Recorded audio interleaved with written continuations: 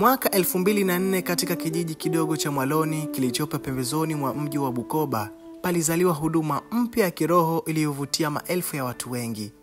Huduma hiyo iliitwa Maono ya Moto wa Mungu. Mchungaji aliyekuwa anaendesha huduma hiyo alijulikana kwa jina la Mchungaji Christopher Mbwana, kijana mwenye sauti ya upole, macho ya huruma na miguno ya kiroho iliyotikisa misingi ya kijiji. Watu walimiminika sana. Viziwi walielezwa kuwa wanasikia, vipofu walielezwa kuwa wanaona. Huduma hiyo haikuasiwa kwa damu ya mwanakondoo, bali kwa damu ya wanyama na hatimaye ya wanadamu. Watu walipokuwa wakishangilia miujiza, wachache waliona mambo ya ajabu. Mzee mmoja aitwaye Baba Yohana alisema, "Nilimuona mchungaji akizungumza na kivuli chake usiku wa manane. Kivuli kilikuwa kikimjibu." Lakini alichekwa. Alitoweka wiki moja baadaye mzee huyo. Watu wakasema alihamia Musoma, lakini watu wa karibu walihisi harufu ya damu nyuma ya madhabahu. Harufu ambayo haikuwa ya kawaida. Harufu ya nyama iliyoiva bila moto. Mchungaji Mbwana alikuwa na vyumba vya siri chini ya kanisa, sehemu za maombi ya ndani kabisa. Hakuna aliyeingia humo akarudi kuwa yule yule.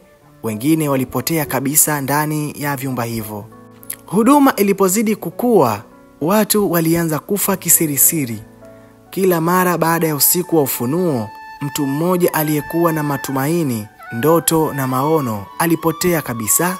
Walioachwa waliambiwa, "Amepokelewa na Mungu kama sadaka safi." Lakini kijana mmoja jasiri aitwaye Elia Mwita, mwanafunzi wa theolojia, alianza kuchunguza taratibu. Alijifanya kuwa mfuasi wa karibu wa mchungaji huyo.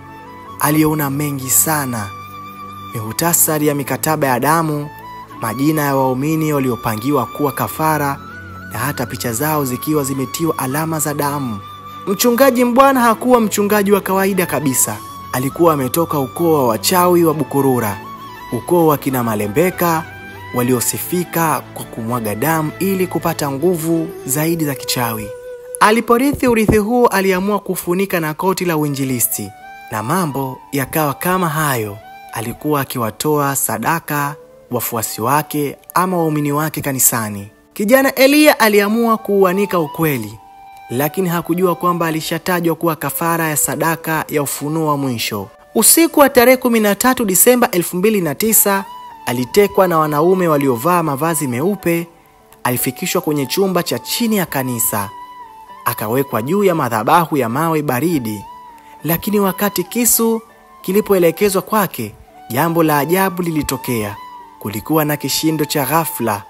Ukuta ukapasuka, moto ukawaka kwenye madhabahu, na sauti nzito ikasikika, "Mbegu ya uovu imekoma. Sauti za walioangamia zimefika mbinguni."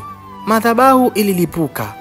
Watu waliokuwepo wote waliteketea isipokuwa Elia tu, ambaye alikimbilia msituni akiwa na majeraha ya ajabu, lakini roho yake haikuangamia. Miaka 10 baadaye likajengwa kanisa jipya. Mchungaji mpya akaja wa kizazi kipya kabisa. Mchungaji huyo aliitwa Mchungaji Nehemia, lakini watu wa zamani walisema wanaona uso ule ule, uso wa Mchungaji Christopher Mbwana. Je, alikufa kweli au giza limepata mwili mpya? Huu ndio mwisho wa simulizi hii ya mchungaji mchawi. Mwisho wa simulizi hii ni mwanzo wa simulizi nyingine. Ujumbe tuliopata kwenye hadithi hii: sio kila anayesema Bwana Bwana Bwana. Wengine ni wagiza lenye mwanga wa bandia. Tusimwamini kila mchungaji, lakini simaanishi kuwa kila mchungaji ni mchawi. Je, wewe una maoni gani kuhusu story hii? Tafadhali na kusubiri kwenye uwanja wa comment. Lakini pia nikukumbushe kusubscribe kisha kubonyeza alama ya kengele iliyopo karibu yako, kujiwekea nafasi ya kupata story zaidi ndani ya masaa 24. Until next time, bye bye.